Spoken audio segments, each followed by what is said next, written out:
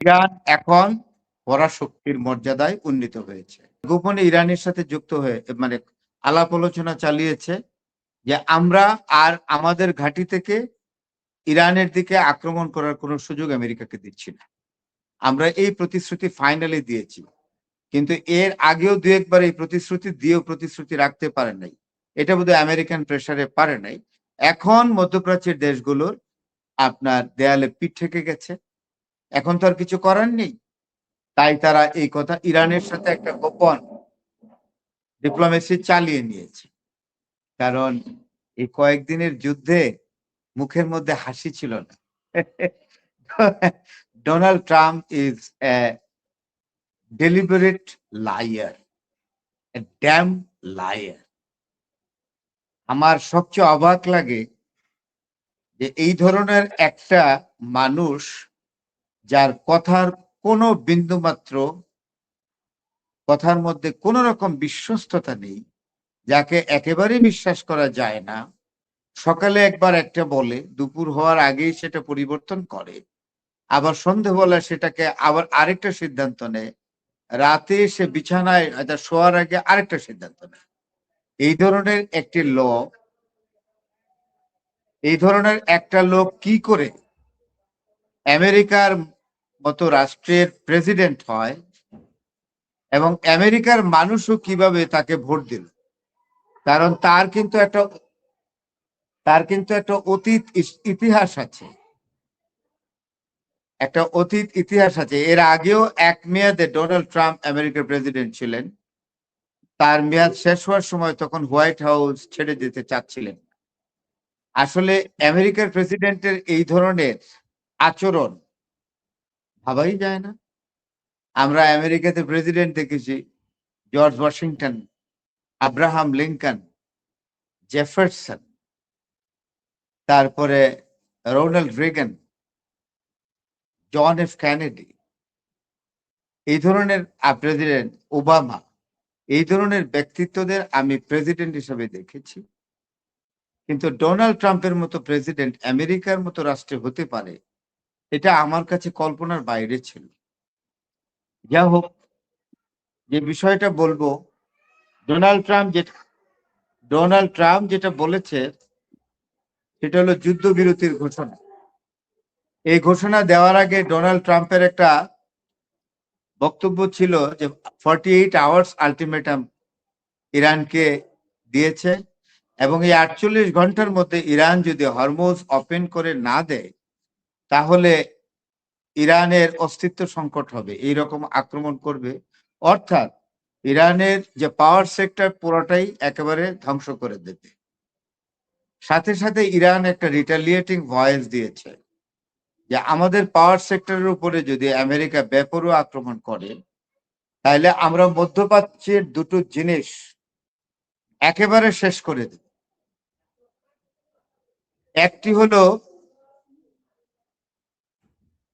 একটি হলো আপনার পাওয়ার সেক্টর, আরেকটি হলো ডিসেলিনাইজেশন প্রজেক্ট পুরো মধ্যপ্রাচ্যের, সৌদি আরব, কুয়েত, কাতার, আরব আমিরাত, ওমান, বাহরাইন, সবগুলোর। এখন এমনিতেই ইরান মধ্যপ্রাচ্যের যতগুলো এস্টাবলিশমেন্ট ছিল, আমেরিকার মিলিটারি এস্টাবলিশমেন্ট, সবগুলোকে একেবারে অ্যাবান্ডন করে দিয়েছে। এগুলো আর কোনো কাজে লাগবে না। এইগুলোকে আবার রিশেপ করতে, রিএস্টাবলিশ করতে আমেরিকার $1 ট্রিলিয়ন খরচ হবে। এবং শুধু তাই নয়, $1 ট্রিলিয়ন তারপরে একটা পারমিশনের ব্যাপার আছে এবং মধ্যপ্রাচ্য আবার আমেরিকার ঘাঁটি নতুন করে তাদের দেশে প্রতিস্থাপন করার অনুমতি দিবে কিনা সেই নিয়েও বক্তব্য আছে। তার কারণ ইতিমধ্যেই আমেরিকান ঘাঁটিগুলো মধ্যপ্রাচ্যের যেরকম আমেরিকার যে মিলিটারি এস্টাবলিশমেন্ট গুলো আছে সেইগুলো মধ্যপ্রাচ্যের নিরাপত্তা দিতে ব্যর্থ হয়েছে। আমেরিকার যে স্লোগানটা ছিল এই মধ্যপ্রাচ্যে মিলিটারি এস্টাবলিশমেন্ট প্রতিষ্ঠিত করার, স্লোগানটা ছিল এইরকম যে তোমাদের নিরাপত্তা আমরা দিব। কিন্তু মধ্যপ্রাচ্যের যে পারিবারিক শাসকরা তারা হলো নির্বোধ, তারা হলো একনায়ক,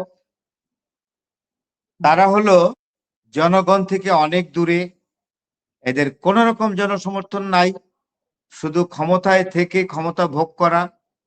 তারা তখন ভেবেছিল যে কোনোদিন যদি আমাদেরকে আমাদের মূল উৎপাটন করতে চায়, মধ্যপ্রাচ্যের কোনো দেশ যেমন ইরান বা অন্য কোনো দেশ যেগুলোতে রাজতন্ত্র নাই, ইরাক বা ইরান, তাহলে আমেরিকার এই ঘাঁটিগুলো আমাদের নিরাপত্তা দিবে। তা কিন্তু অপ্রমাণিত হয়েছে। এখন মধ্যপ্রাচ্য ভাবতে হবে, সৌদি আরব, কাতার, কুয়েত, আরব আমিরাত, ওমান, এই তাদেরকে ভাবতে হবে, বাহরাইনকে, যে এই ঘাঁটিগুলো, আমেরিকার এই ঘাঁটিগুলো আমাদের বিন্দুমাত্র কোনো নিরাপত্তা দিতে পারে নাই, এবং নিরাপত্তা দিতে পারে নাই, এবং এইটা প্রমাণিত হওয়ার পরেও মধ্যপ্রাচ্য আর আমেরিকার এই ঘাঁটিগুলো পুনর্বার প্রতিষ্ঠিত করার জন্য বা এগুলোকে আবার পুনরায় এখানে প্রতিস্থাপিত করার জন্য অনুমতি দিবে কিনা সেই ব্যাপারে আমার সন্দেহ আছে। যেমাত্র বললো যে মধ্যপ্রাচ্যকে অন্ধকারে ডুবিয়ে দিব এবং পানিতে মারব, ডিসেলিনাইজেশন যে প্রোগ্রামটা আছে সবটা নষ্ট করে দিব, টোটাল মধ্যপ্রাচ্যের ইলেকট্রিসিটির সবকিছু আমরা ধ্বংস করে দেব, পাওয়ার সেক্টর, তাহলে টোটাল মধ্যপ্রাচ্য অন্ধকারে নিমজ্জিত হবে। এইটা করার পরে ডোনাল্ড ট্রাম্প ঘাবড়ে গেছে, কারণ এইটা শোনার পর মধ্যপ্রাচ্যের এই পারিবারিক শাসকরা বুঝতে পারলো যে তাদের কিন্তু অস্তিত্ব সংকট একেবারে সামনে। তখন তারা, আমি যেটা শুনেছি, তারা একটা ক্ল্যান্ডেস্টাইন ডিপ্লোমেসিতে গেছে, গোপন কূটনীতি। গোপন কূটনীতিটা কি? তারা গোপনে ইরানের সাথে যুক্ত হয়ে মানে আলাপ আলোচনা চালিয়েছে যে আমরা আর আমাদের ঘাঁটি থেকে ইরানের দিকে আক্রমণ করার কোনো সুযোগ আমেরিকাকে দিচ্ছি না। আমরা এই প্রতিশ্রুতি ফাইনালি দিয়েছি, কিন্তু এর আগেও দু একবার এই প্রতিশ্রুতি দিয়েও প্রতিশ্রুতি রাখতে পারে নাই। এটা বোধহয় আমেরিকান প্রেসারে পারে নাই। এখন মধ্যপ্রাচ্যের দেশগুলোর আপনার দেয়ালে পিঠ থেকে গেছে, এখন তো আর কিছু করার নেই। তাই তারা এই কথা ইরানের সাথে একটা গোপন ডিপ্লোমেসি চালিয়ে নিয়েছে।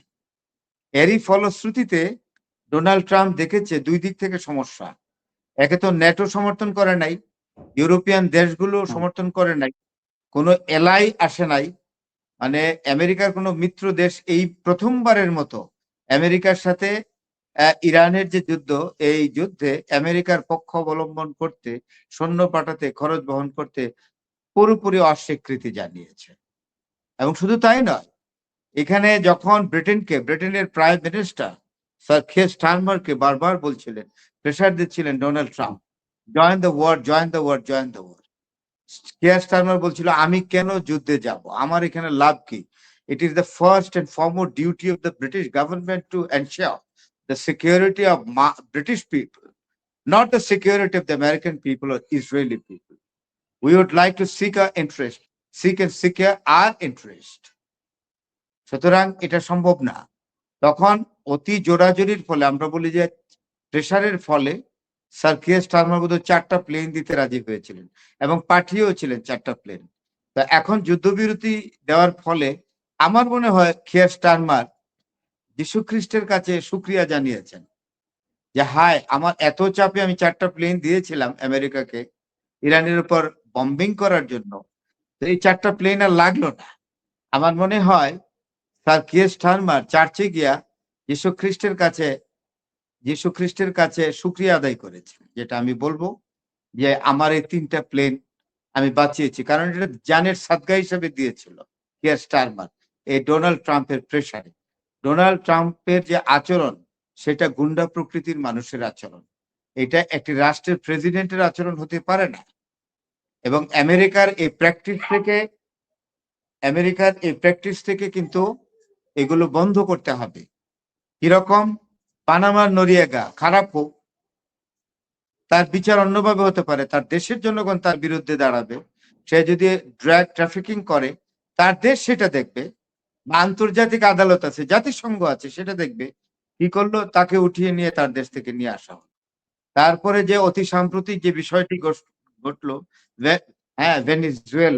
ভেনিজুয়েলার প্রেসিডেন্টকে এবং তার স্ত্রী সহ নিয়ে আসলো? আপনি বলতে পারেন? এইটা তো এক ধরনের বড় ধরনের আপনার একটা কি বলবো? এটা এটা কি গুন্ডারা তো এটা করে। গুন্ডারা যে কোন লোককে তার স্ত্রী সহ উঠিয়ে এনে কোন দেশ? গুন্ডারা নিয়ে আসে তো। এটা গুন্ডামি। তো একটা আমেরিকার প্রেসিডেন্টের ইমেজ কোথায় রইল? আমি তো মনে করি ডোনাল্ড ট্রাম্পের এই আচরণের জন্যে সমগ্র আমেরিকাবাসী লজ্জিত বোধ করা উচিত। আর ডোনাল্ড ট্রাম্প তো যুদ্ধটা লড়ছে আসলে ইসরায়েলের জন্য।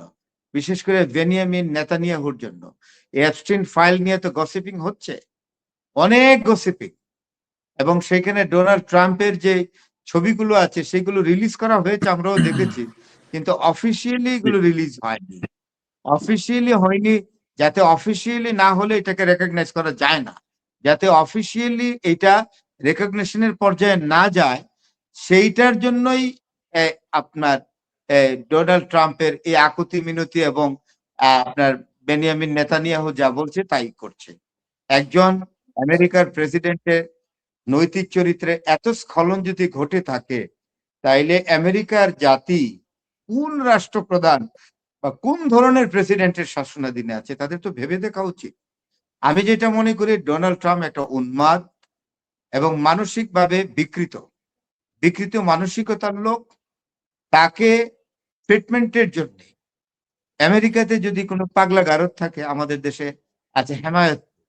আমেরিকাতে নিশ্চয়ই এর চেয়েও আরো উন্নত পাগলা গারদ আছে, যেগুলোতে মানসিক ট্রিটমেন্ট করে অসুস্থ মানসিকতা বা বিকৃত মানসিকতার মানুষকে সুস্থ করা যায়। আমেরিকাবাসী যদি তাদের ভালো চায়, তাহলে এই বিকৃত মানসিকতার উন্মাদ তার এই প্রেসিডেন্টকে তাড়াতাড়ি মানসিক চিকিৎসা কেন্দ্রে নিয়ে যাওয়া উচিত বলে আমি মনে করি। অন্যথায় ডোনাল্ড ট্রাম্পের জন্য আমেরিকার অর্থনৈতিক ক্ষতি হচ্ছে। আমেরিকার জাতি হিসেবে তাদের ইমেজ, ভাবমূর্তি চরমভাবে সারা পৃথিবীতে ক্ষুণ্ণ হচ্ছে। এই কথাটা কিন্তু মনে রাখতে হবে। সুতরাং এই ব্যবস্থা করা উচিত।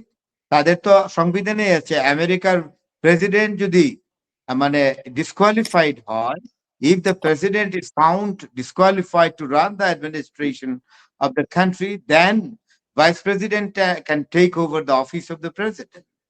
এটা তাদের সংবিধানে আছে। তো সুতরাং এখানে তো আমি যেটা মনে করছি, এখানে তো আর অন্য কিছু ভাববার কোনো কারণ নাই। It is the high time exactly to remove President Donald Trump from his office, and Vice President, there should be a measure to exactly to pave the way for Vice President আপনার J.D. Vance to take over the office of the President.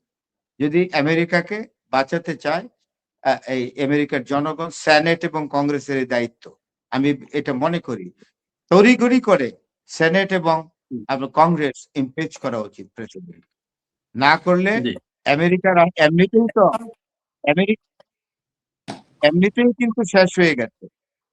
এমনিতেই আমেরিকার ভাবমূর্তি চরমভাবে ক্ষুণ্ণ হয়েছে এবং ইরানকে পরাজিত করতে এসে কোনো কাজ হয়নি।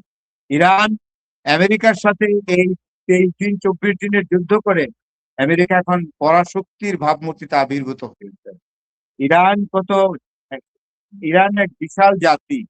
তারা সততায়, নিষ্ঠায়, দেশপ্রেমে, আত্মশক্তিতে বলীয়ান একটি জাতি।